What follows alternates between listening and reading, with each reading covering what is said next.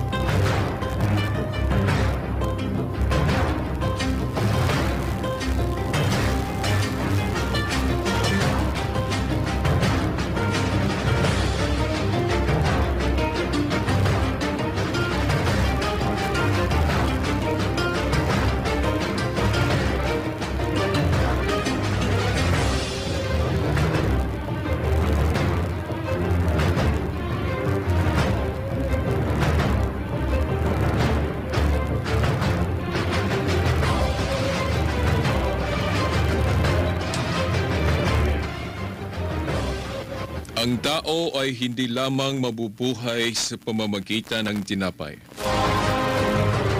kundi sa mga salita rin ng Diyos.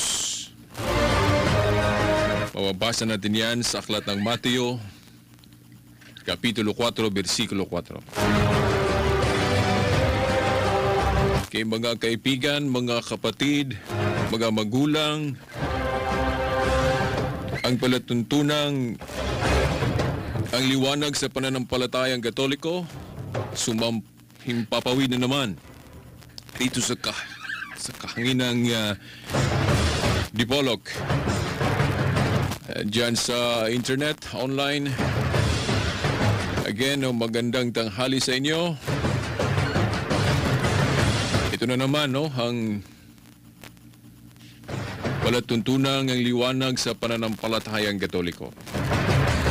Araw na Linggo at ngayong araw na to ating sini-celebrate, pinagdiriwang ang Divine Mercy sa alam natin na ang Linggo o Sunday after Easter talagang ating pagdiwang ang karawan ng Divine Mercy. At saka sa araw na ito, ang buong simbahang Katoliko ay nagdiwang rin, no? Ating i-beatify ang ating mahal na Santo Papa, Pope John Paul II. Beatification niya ngayon sa alam natin ngayong 3 o'clock ng hapon magsisimula ang beatification ni Pope John Paul II. Sa ating EWTN o Global Catholic Network sa television natin yan makikita. Okay, itong lingkod ninyo sa programang ito, Shilbert Dondoyano Sr. alias Veritas, ang makasama sa inyo ngayon sa programang ito. Wala tayong makasama ngayon. Nag-iisa tayo sa programa dahil busy ang ating kasama na na-invite last Sunday, mga kapatid.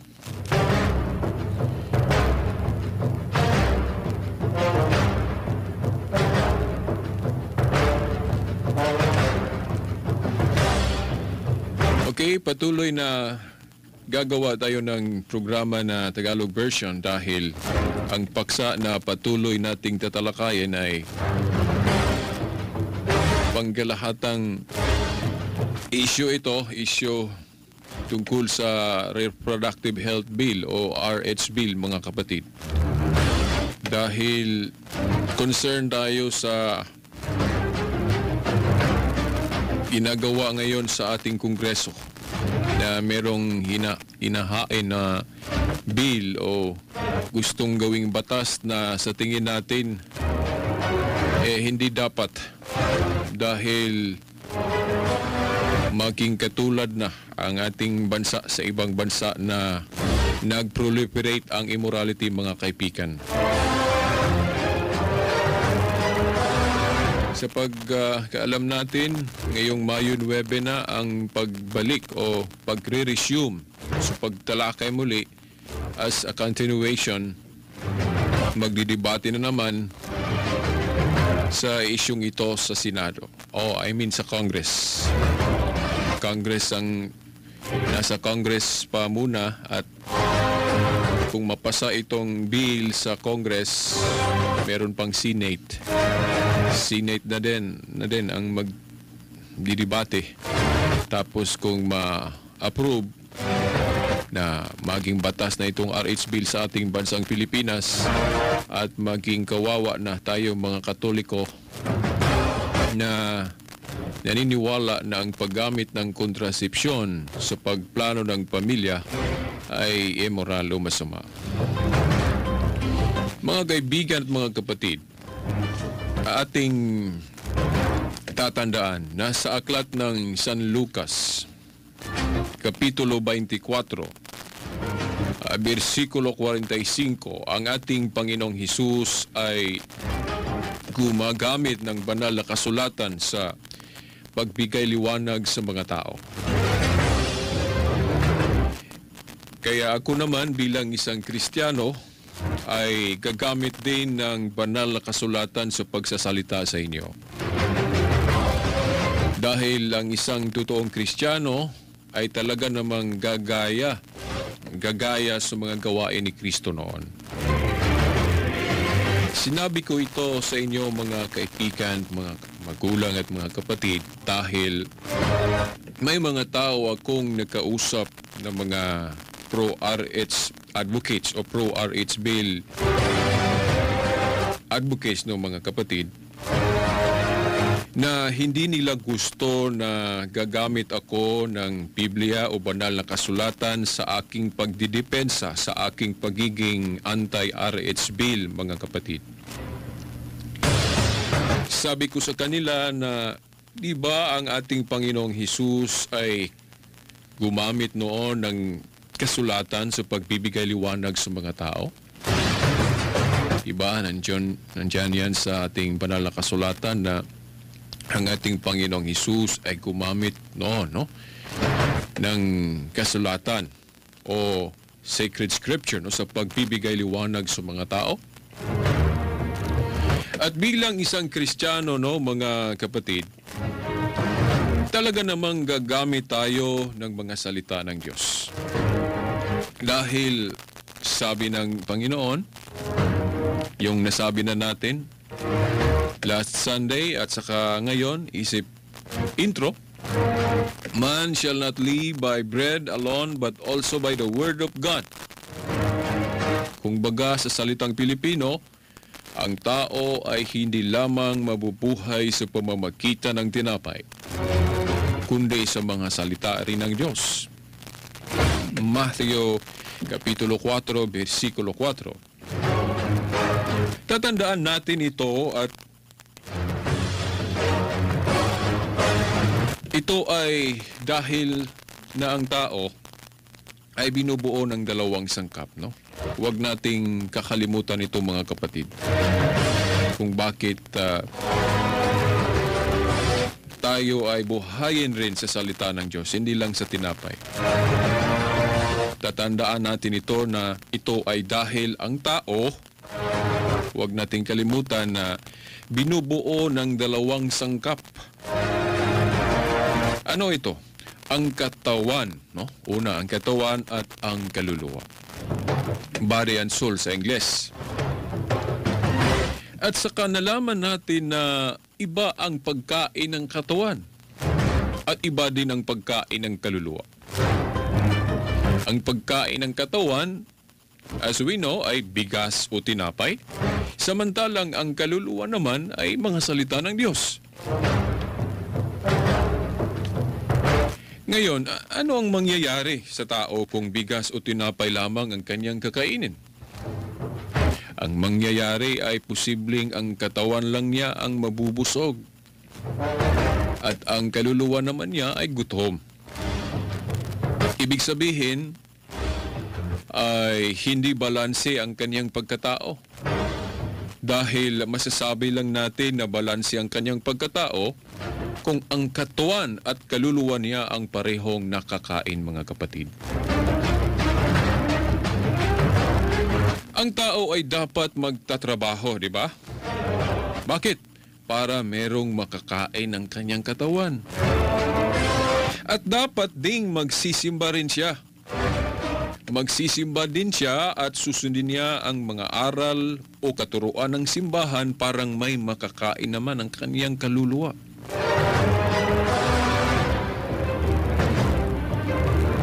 Ngayon, ano-ano ang mga concern ng katawan at kaluluwa ng tao?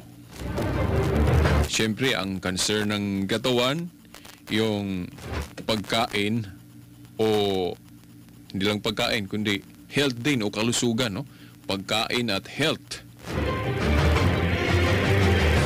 Ang concern naman ng kaluluwa, walang iba, morality o mga aral ng Diyos, di ba, mga kapatid? So, base sa mga nasalita na natin, hindi pwede talaga na huwag nating isama ang mga issue tungkol sa morality.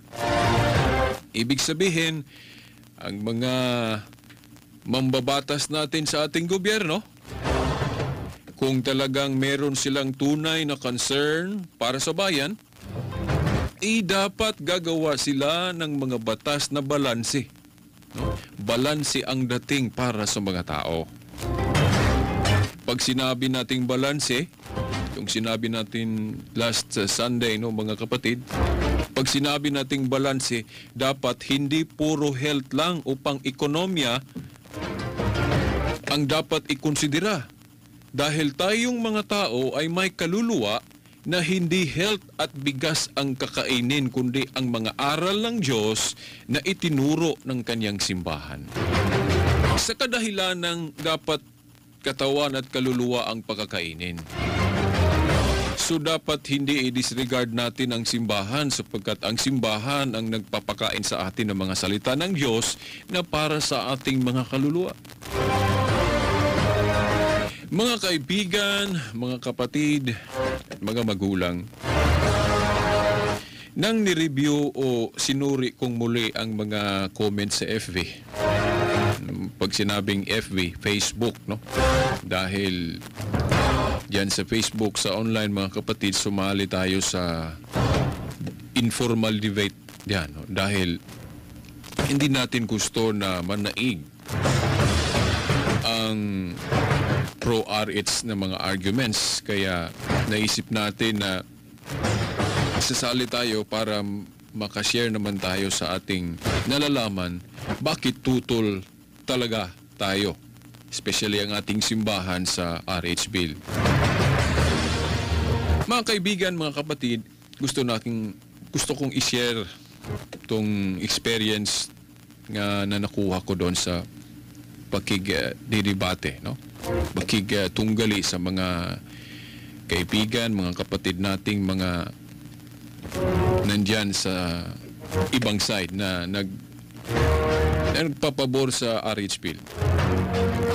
Meron akong napansin na merong pro-RH doon, no, na kapatid natin na hindi niya gusto kung ang gagamitin kong mga argumento ay yung tinatawag nating Christian arguments. Ang ibig kong sabihin ay hindi niya gusto na gagamit ako ng mga argumento na galing sa ating pananampalatayang Katolikong Kristiyano. Napansin kong ang gusto lang niyang gagamitin kong mga argumento ay yung pang-ekonomiya o pang-health lang. Sumbalit, no, mga kapatid, no, hindi pwede sa akin yan. Bakit? Una sa lahat ay hindi niya pwedeng diktahan ako kung anong gagamitin kong mga argumento dahil debate yon. Na dapat ang gagamitin kong mga argumento ay yung inakala kong mas mabigat sa pagtatalo, di ba mga kapatid? At hindi pwedeng siya ang mamili sa aking pagpili. Ok lang kung para sa kanya. Pero kung para sa akin, dapat ako din ang mamili, di ba? At Kristiyano ako, so dapat ang gagamitin kong mga argumento ay Kristiyano din, di ba? At hindi pwedeng pang-ekonomiya o pang-health lang o pang-prethinker lang ang gagamitin nating argumento dahil sa Kristiyanong argumento, may kulang yan, mga kapatid. Kasi sa Kristiyanong argumento ay dapat kumpleto. Una, yung pang-ekonomiya o health na para sa katawan. Ang kulang yan kung yan lang ang tutukan natin, yung argumentong pang-ekonomiya at saka pangkalusugan o health. Kung yan lang ang ating pag-uusapan, imbalanse, no? Dapat merong spiritual. Dahil ang spiritual ay ito ay para sa kaluluwa. Kasi yung pang-ekonomiya o pangkalusugan lang para sa katawan lang 'yon, di ba mga kapatid? Then yung sinabi nating para sa kaluluwa ay yung pang-spiritual. So hindi pwede talaga kung pang-ekonomiya ra o pang-health lang ang ating pagtuunan ng pansin dahil hindi balanse yan. At kung gagamit ako ng mga spiritual na argumento, mga kapatid, no? Kung gagamit ako ng mga spiritual na argumento sa pagdidebate dyan tungkol sa RH Bill, hindi pwedeng sa health at economic na mga libro ko lang kukunin yon, no, mga kapatid. Kung mag-research tayo, no, gaya ng mga estudyante nag-aaral, magre-research yan kung anong mga topiko nila sa klase, kung ano ang subject matter nila na pinag-aralan, magre-research sila. Na ngayon, bilang isang Kristiyano na dalawa ang ating tinututukan, yung pangkatawan at saka yung pangkaluluwa, kung gagamit tayo na nakapokus sa espiritual, hindi pwedeng sa health at economic na mga libro kukunin yan. No? Hindi natin pwedeng ganyan lang na magre-research lang tayo sa economic books at saka yung sa health books. Dahil wala sa mga librong yan ang mga argumentong pang-espiritual. So ang tanong ngayon, saan ba natin makikita ang mga argumentong pang-espiritual na Katoliko? dahil Kristiyano tayong Katoliko. Alam niyo mga kapatid, ang sagot sa obispo natin, sabi, ang sagot sa tanong mo anak ay nasa Biblia at sa ating mga librong katisismo. So mga kaibigan at mga kapatid,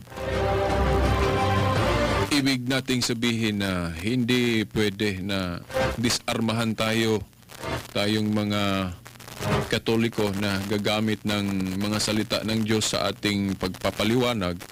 Hindi pwedeng disarmahan nila tayo sa paggamit ng banal na kasulatan at saka yung katisismo natin ng mga libro. Hindi pwedeng hindi natin gagamitin yung mga libro natin sa pananampalataya.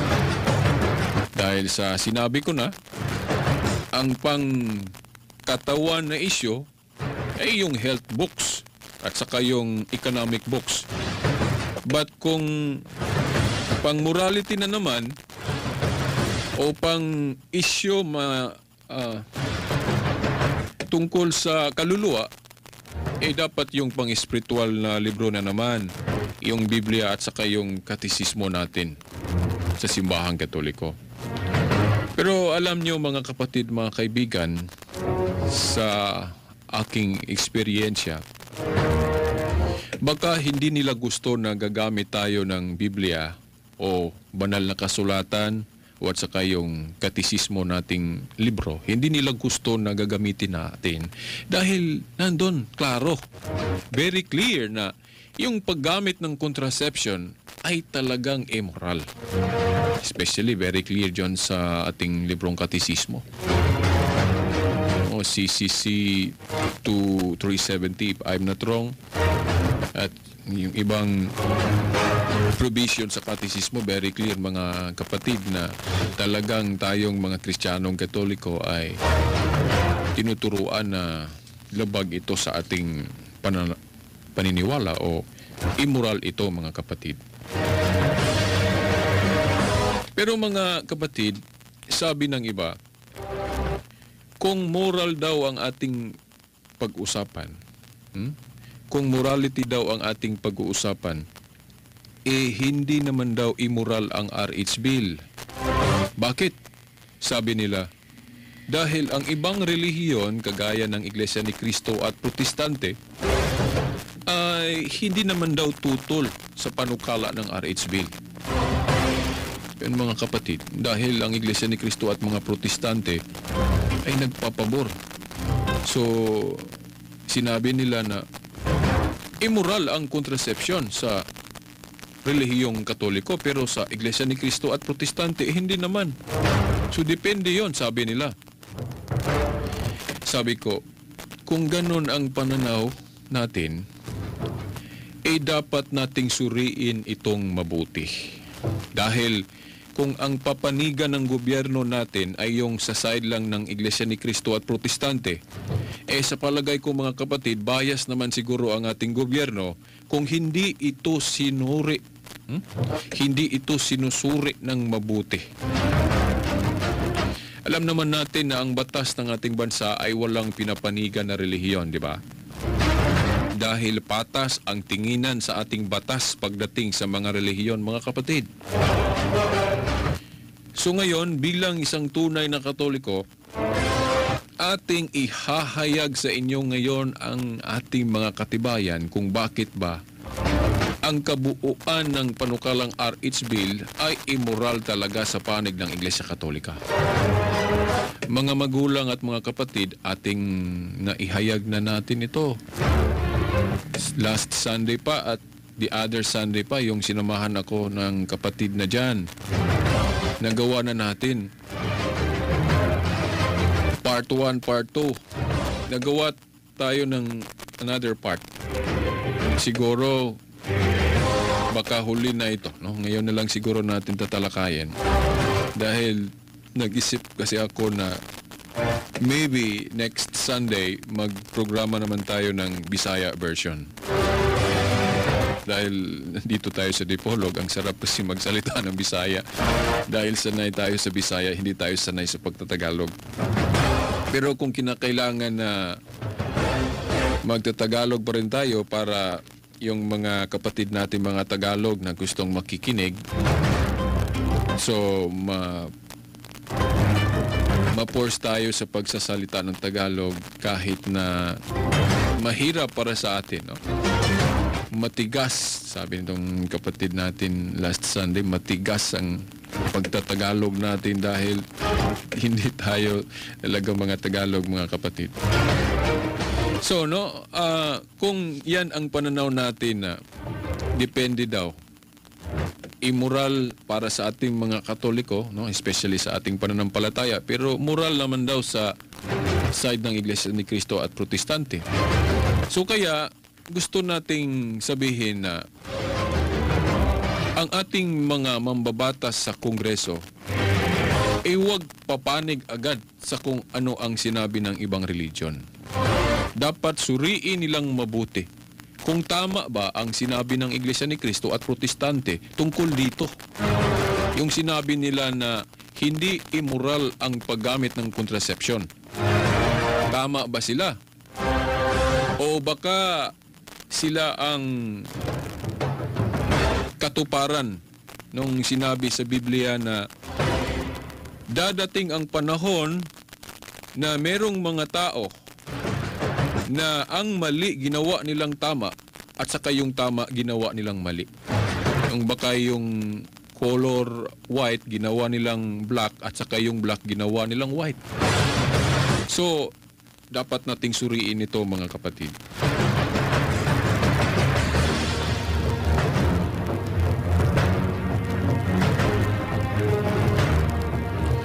At tatandaan natin na ang Iglesia ni Cristo at Protestante na parehong pumabor sa RH Bill ay gumagamit sila ng Biblia sa pagtuturo, di ba? Kung ano talaga ang moral o immoral, di ba? Ang Iglesia ni Cristo, Protestante, parehong ginamit nila ang Biblia sa pagsabi kung ano ang moral at immoral. So, dapat tutukan natin ngayon ang Biblia.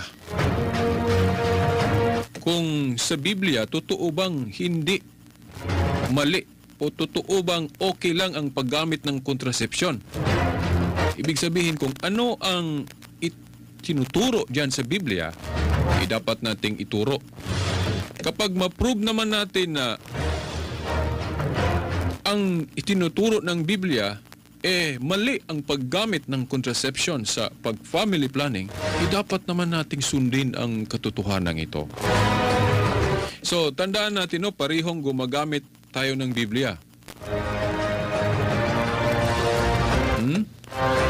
Iglesia ni Cristo, Protestante, tayong mga Katoliko, gumamit ng Biblia sa pagsabi kung ano ang moral at immoral. At ito, huwag nating kalimutan na ang Biblia mismo ang nagsabi na merong mga bulaang tagapangaral na magsidatingan ginamit ang mga salita ng Diyos. Saan natin mababasa yan? Mababasa natin yan sa 2 Pedro, Kapitulo 2, versikulo 1 hanggang 3. Na dadating ang panahon o merong panahon at nangyari na, no? Na merong mga bulaang tagapangaral ang magsidatingan at dala ang pangalan ni Kristo. Dinadala ang Biblia, nagtuturo ng Biblia, pero sabi sa hula, sila ay mga bulaang tagapangaral. Sabi sa Ingles pa, false teachers. Ibig sabihin, mga kapatid, para ang ating mga mambabatas ay hindi magkakamali sa pagtukoy kung ano talaga ang totoong moral at immoral, dapat isama nila ang Biblia at kasaysayan o history sa kanilang pagsusuri kung ano talaga ang mga katuruan ng tunay na Kristiyano, mga kapatid. Dahil kapag hindi nila sinuri ito ng mabuti, baka ang mapapanigan nila yung sinabi ng Biblia na mga bulaang tagapangaral o false teachers na nagsidatingan dito sa ating mundo. So, dapat nilang suruin, no? Baka yung pinapanigan nila yung mga bulaang tagapangaral. Ngayon, paano natin yan ma-determine, no? papaano tayo makasiguro kung yung pumapanig na mga congressman at congresswoman na pumanig sa RH bill, papaano nila nasisiguro na yung katuruan ng Iglesia ni Cristo at Protestante na okay lang ang paggamit ng contraception sa pagplano ng pamilya, papaano nila masisiguro yan kung hindi nila gagamitin ng Biblia at saka yung history sa pagsuri, mga kapatid? Gusto nating maitalakay ito dahil sa ating research, mga kapatid, very clear na yung katuruan ngayon ng ilan nating mga kapatid na nagsabi na Kristiyano daw sila, na okay lang ang contraception. Mga kapatid, kung hindi niyo alam ito, magugulat kayo. Dahil? Bakit, mga kapatid? Bakit sinabi kong magugulat kayo kung malalaman ninyo ang hindi pa ninyo alam tungkol dito? Anyway, mga kapatid, gusto kong sabihin ito dahil maraming mga estudyante, maraming mga Christians o even Catholics, maraming mga Katoliko ngayon na pumapabor sa RH bill, mga kapatid, na hindi nila alam ang yung tinatawag nating historic teaching about sa contraception, mga kapatid. Kasi kung ating estudyuhan ang history, naganap ang pag-a-accept ng contraception sa pagplano ng pamilya, alam nyo, in the year 1930 ang unang nag-a-accept ng contraception sa pagplano sa pamilya. Yung mga protestanting tinatawag nating Anglican Protestant.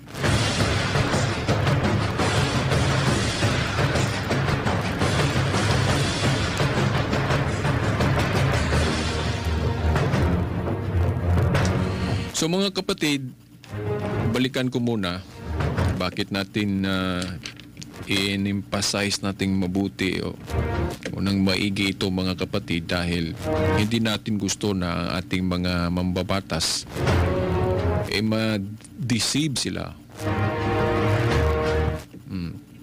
Dahil may deception ngayon ang nangyari sa mundo. Hindi naman ito bago.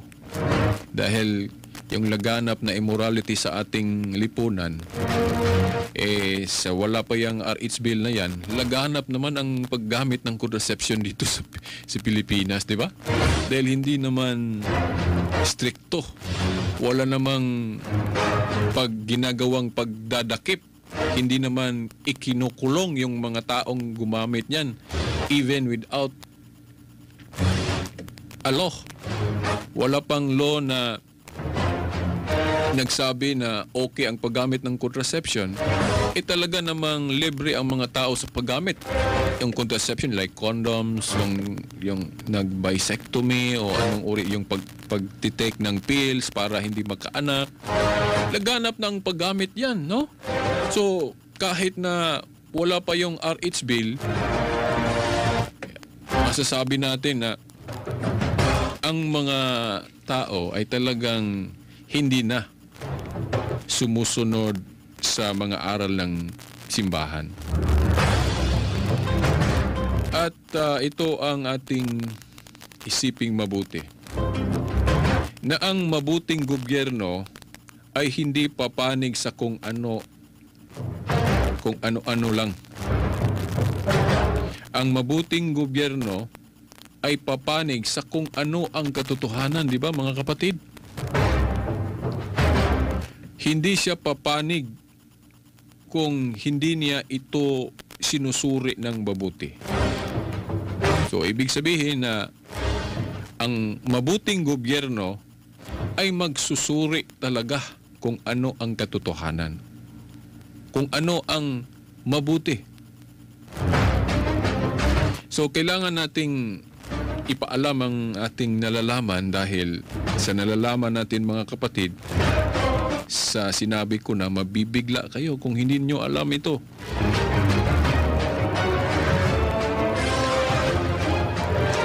Mga kapatid, ang RH Bill ay immoral dahil hindi ito nagtuturo na mali o kasalanan ang paggamit ng contraception sa pagplano ng pamilya. Ano ba ang basihan natin dito? Una sa lahat, ating alamin muna kung ano ang ibig sabihin sa salitang contraception dito sa ating pinag-usapan. Ang contraception na ibig nating sabihin ay yung hahadlangan ang posibleng pagbubuntis ng babae sa mag-asawa. Yun, no? Yung hahadlangan ang posibleng pagbubuntis ng babae sa mag-asawa. Yun ang contraception na ibig nating sabihin dito. Kasi ang utos ng Diyos sa Biblia, kung gagamit tayo ng Biblia, sa nasabi ko na sa inyo, hindi pwedeng hindi natin gagamitin ng Biblia dahil ang Biblia at saka yung mga libro nating katisismo, nakapokus yun sa about morality, kung ano ang moral at immoral. Kung ating tutuusin, hindi naman specialize ang gobyerno sa pagtuturo ng morality, di ba mga kapatid? Specialize ba ng gobyerno ang moral? Alam ba nila kung ano ang moral at immoral? Sa pagkaalam natin, ang ating simbahan ang nag-specialize ng katuruan about morality, mga kapatid, di ba? So bakit gusto nating kunin ang karapatan ng simbahan sa pagsabi kung ano ang moral at immoral? Ang mangyayari, ang mga tao na hindi nila specialize ang morality, sila na ang naghusga kung ano ang tama o ano ang moral at immoral. Para bang inagawa nila ang simbahan sa karapatan ng simbahan sa pagsasabi kung ano ang moral at immoral. Bakit natin agawin yan, mga kapatid? Parang against yan sa Ten Commandments, yung sinabi sa Ten Commandments na huwag kayong magnakaw, thou shalt not steal. Inagawa natin ang simbahan sa karapatan niya. Ano ang nasa sa simbahan, mga kapatid? Ang karapatan sa pagsabi kung ano ang moral at immoral. Dahil kita na ang gustong maghukom, mag-judge kung ano ang tama, kung ano ang moral at immoral. Di ba pag nanakaw yon? Karapatan ng simbahan natin yan, especially tayong mga Katoliko, di ba? Ang ating simbahan ang may karapatan magsabi kung ano ang moral at immoral. Bakit tayong mga individual, tayong mga miyembro ang naghusga ngayon?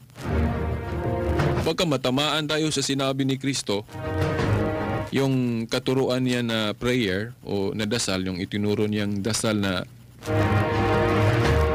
pinangalanan nating the Lord's Prayer, yung your will be done.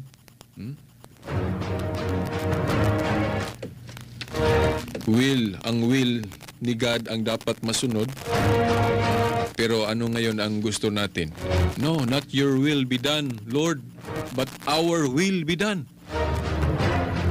Dahil yung turo ng Diyos, iyon din ang turo ng simbahan. Dahil ang simbahan, sabi ng Biblia, katawan ni Kristo. At saka yung sabi ni Kristo sa Lucas 10:16, ang nakikinig sa simbahan niya, nakikinig din sa Kanya. So, meaning, ibig sabihin, kung hindi tayo makikinig sa simbahan niya, hindi rin tayo nakikinig ni Kristo. At saka kung babasahin natin ang Mateo 18, versikulo 17, ang mga taong hindi nakikinig sa simbahan, pinangalanan ni Kristong mga klaseng tao yan, yung like tax collectors during the time of Jesus.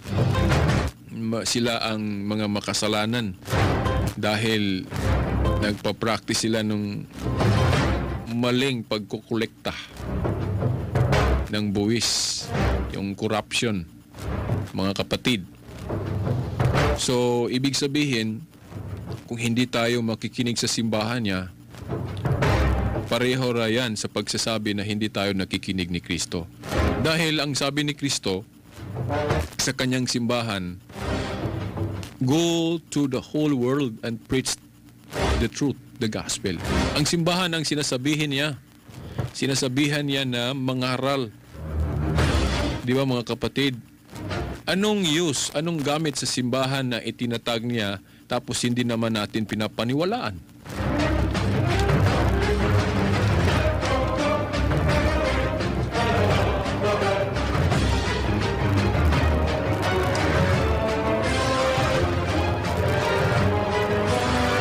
Mga kaibigan at mga kapatid, immoral ang RH Bill dahil nagtuturo ito ng mali.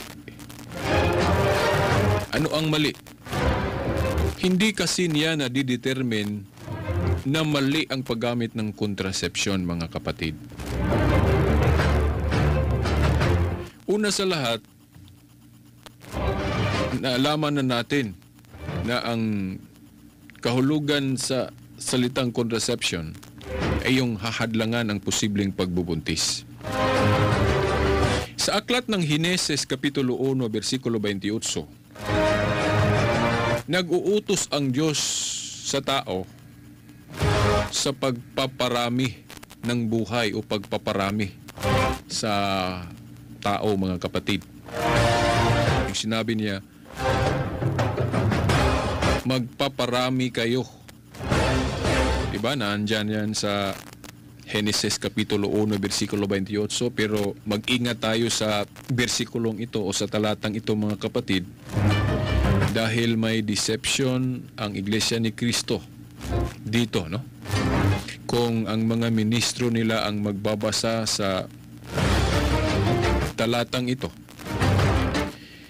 kung sila ang magbabasa o ang mga ministro nila ang magbabasa sa talatang Genesis 1:28, may deception silang ginawa sa pagbabasa nito. Dahil sa pagbabasa nila sa kanilang mga tagapakinig,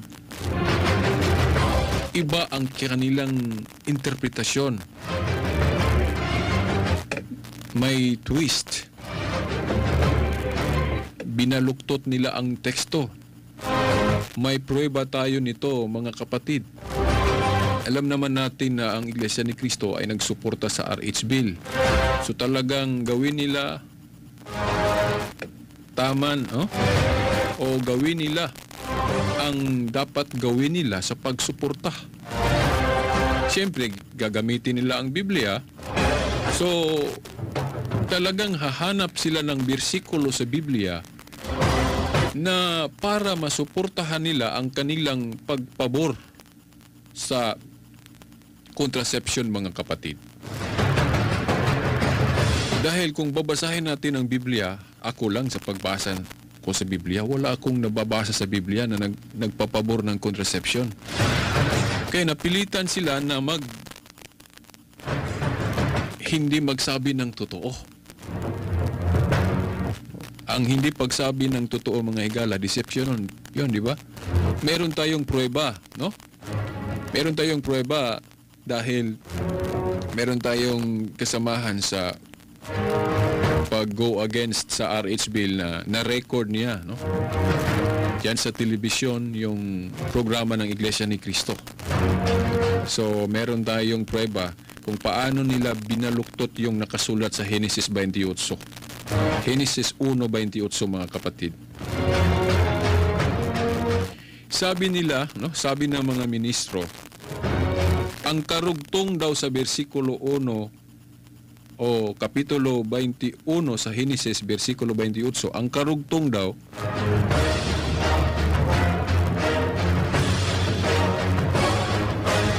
ang Diyos daw nagsabi na pinasusupil niya ang pagpaparami ng tao. Ibig sabihin, yung sinabi ng Diyos na magpaparami, may dinugtong daw na salita ang Diyos na ito ay susupilin. Meaning, yung pagpaparami, susupilin. Ano yung mag-stop na? Hinto na sa pagpaparami. Yun daw ang sinabi ng Diyos. Subalit kapag babasahin natin ang bersikulo, mga kapatid, yung talatang Henesis 1:28, kung unawain natin ng mabuti o kung ano ang sinabi ng Diyos, ang ipinasusupil hindi yung pagdami o pagpaparaming ng tao, kundi ang pinasusupil o subdue sa English, no, ng Diyos yung lupa o yung sanlibutan, no, kasama na ang mga kahayupan. Ibig sabihin ng Diyos sa sugo niya sa tao, magparami at saka harian ang lupa o kontrolin ang lupa at mga kahayupan na ginagawa niya. Hindi sinabi ng Panginoon na yung pagpaparami ang supilin. Mali yun. Binaluktot nila ang Kapitulo 1, versikulo 28 ng Henesis, mga kapatid. So, hindi maganda ang ginagawa nila, no? Dishonesty yun. Ang hindi pagsabi ng totoo. Basahin niyo, mga kapatid, yung nakasulat sa Henesis 1:28. Kung sinabi ba ng Diyos na ang pagpaparami ng tao ay susupilin. Di ba ang sinabi ng Diyos diyan, no? Basahin niyo ang Henesis 1:28. Na ang susupilin diyan o subdue sa English, meaning kontrolin ang mundo, ang lupa. Meaning ang tao maghahari. Harian ng mundo dahil siya ang espesyal na gawa ng Diyos dito sa sanlibutan, di ba? Ang pinaka numero 1, special na butang o na bagay na ginawa ng Diyos yung tao. So ang tao ang maghari sa mundo. Yun ang ibig sabihin yung Henesis 1:28 na pinasusupil ang lupa. Hindi ang pagpaparami ang pinasusupil, mga kapatid. So may deception na ginawa ang mga ministro sa Iglesia ni Cristo sa pagbabasa yung Henesis 1:28, mga kapatid.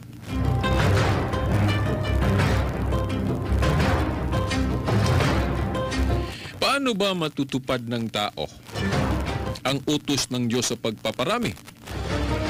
Ito ay sa pamamagitan ng love, no?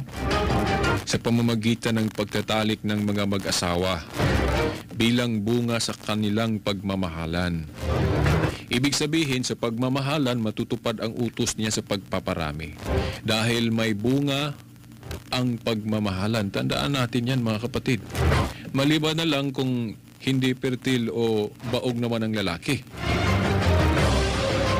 Ang RH bill kasi, mga kapatid, masasabi natin na anti-life ito o anti-parent. Bakit? Dahil sa natural law, nandito, pag sinabing natural law, kung ano ang batas sa natural.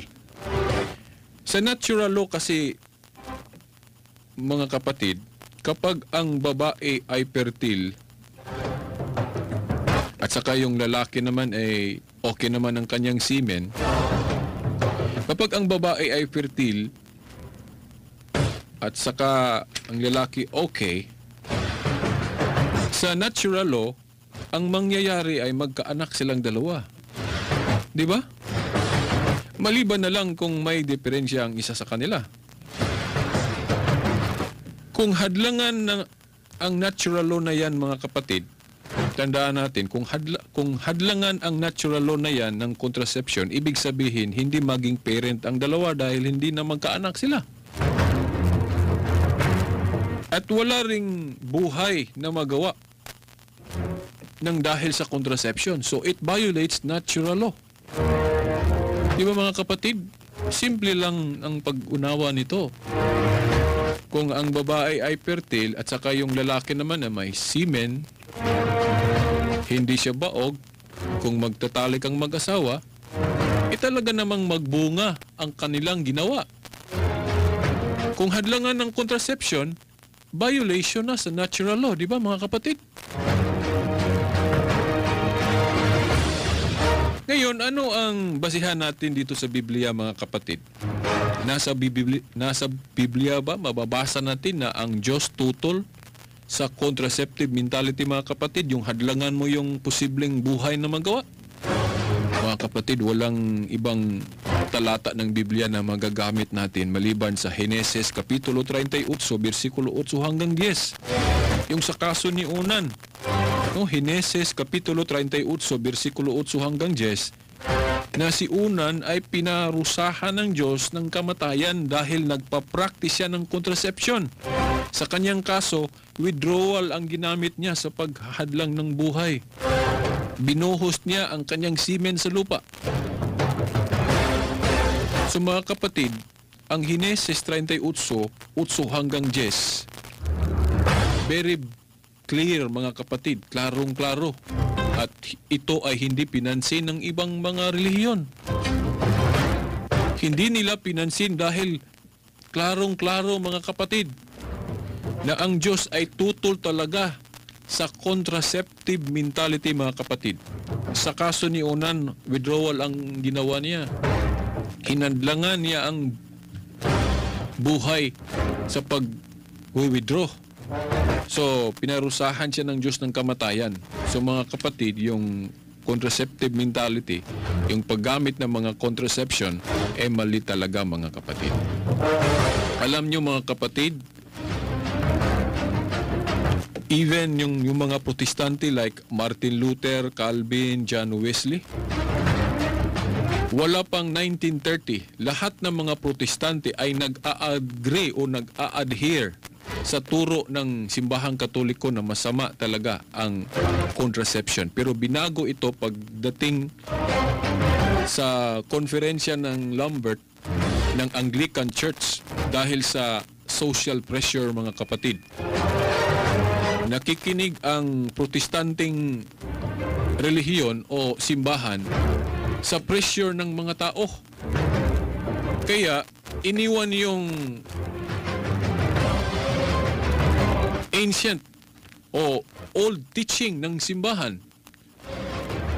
Yung katuruan ng Kristiyano na original mga kapatid na against contraception, mga kapatid, yung sinabi ni Martin Luther at saka ni Calvin at yung mga original na protestante ba, pareho nilang kinote, ginamit nila ang yung sa kaso ni Unan. Kaya hindi sila nag-a-against, hindi sila tumutol sa sinabi ng simbahang katoliko na mali ang paggamit ng contraception. Pero nagbago sa pagdating ng 1930 dahil ang Anglican Church na protestante ay nagbigay permission na sa mga tao. At sinunod naman sa mga ibang protestante ngayon.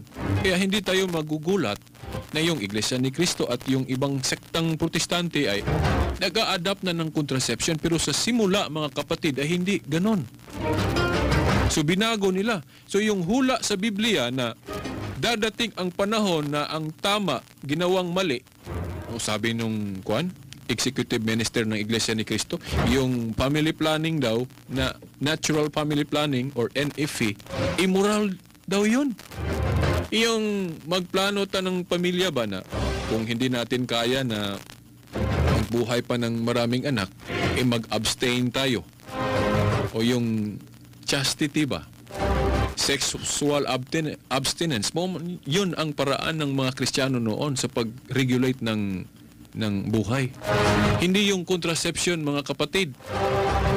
Na ngayon, ang tama, ginawa nilang mali, no? Sabi nung executive minister ng Iglesia ni Cristo na yung tama na tinuro ng Katoliko na natural family planning, sinabi nila ni immoral daw yung natural family planning. So mga kapatid,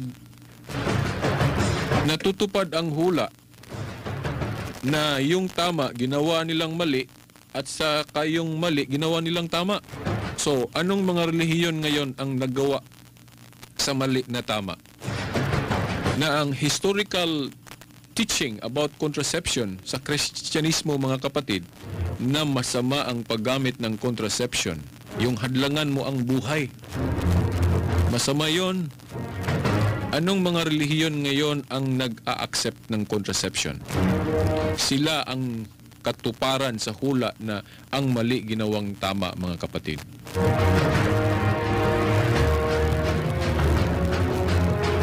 Meron akong maraming mga referensya na nandun sa internet, kaya huwag niyong kalimutan ang ating website, ang veritas899.weebly.com.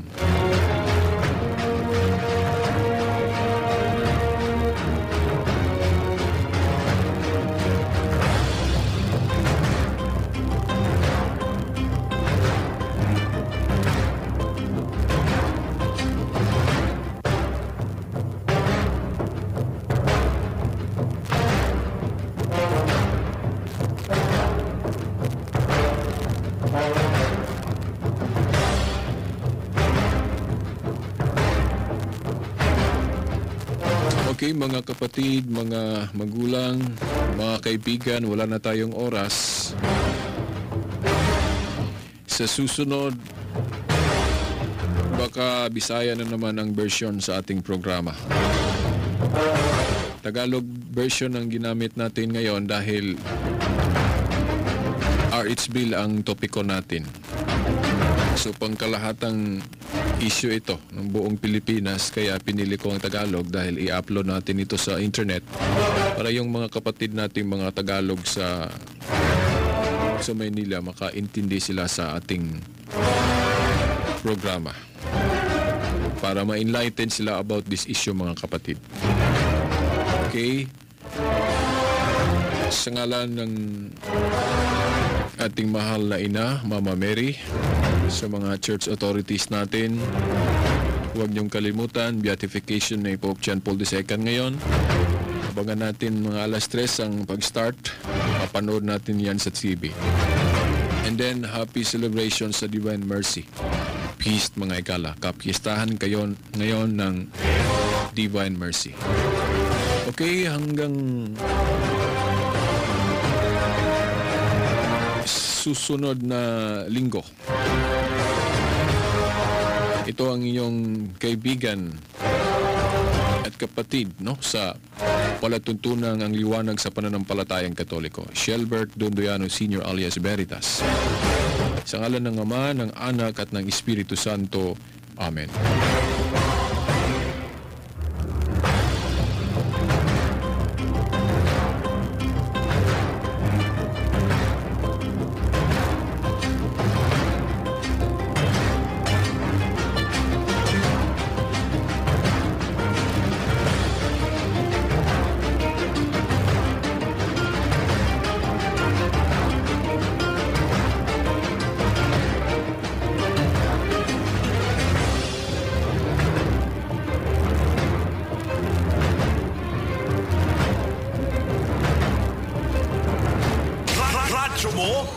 Nationwide. 60 radio stations nationwide. 1,000 plus news anchors, commentators, and DJs nationwide. 5,000 plus reporters and correspondents nationwide. RMN.